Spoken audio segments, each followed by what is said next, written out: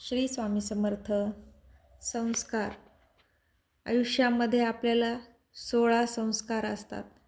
त्याच्यातील जे बाल संस्कार आहे, जे आपल्याला प्रत्येक दिवशी घडवत असतं, वागणं बोलणं आपल्याला शिकवत असतं, चांगलं वाईट आपल्याला दाखवत असतं, तेच म्हणजे संस्कार. संस्कार ही एका ठिकाणी बसून शिकवण्याची गोष्ट नाही आहे. संस्कार हे प्रत्येक दिवशी, प्रत्येक वेळी, प्रत्येक कृतीमधून घडवणं म्हणजे संस्कार. चांगलं वाईट शिकवणं म्हणजे संस्कार.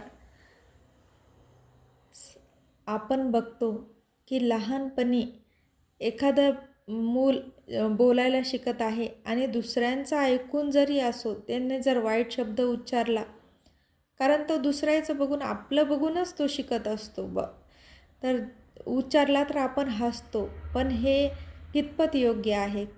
खरं तर हे चुकीचंच आहे. कारण त्या लेकराला माहीत नाही आहे की ही वाईट गोष्ट आहे, पण आपल्याला माहिती आहे. जर आपण त्याच क्षणी त्या लेकराला सांगितलं की हे वाईट आहे, असं बोलू नये किंवा असं करू नये, तरच ते आपण त्याला घडवले, म्हणजे आपण त्याला त्याच वेळी दिलेले संस्कार आहेत.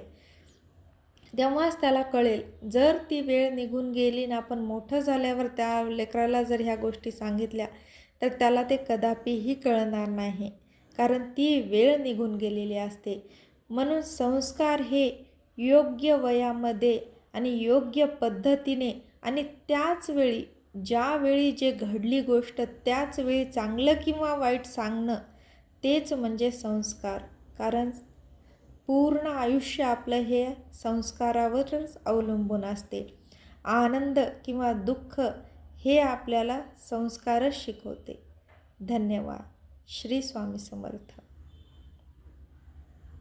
जय जय स्वामी समर्थ. सद्गुरू स्वामी समर्थ.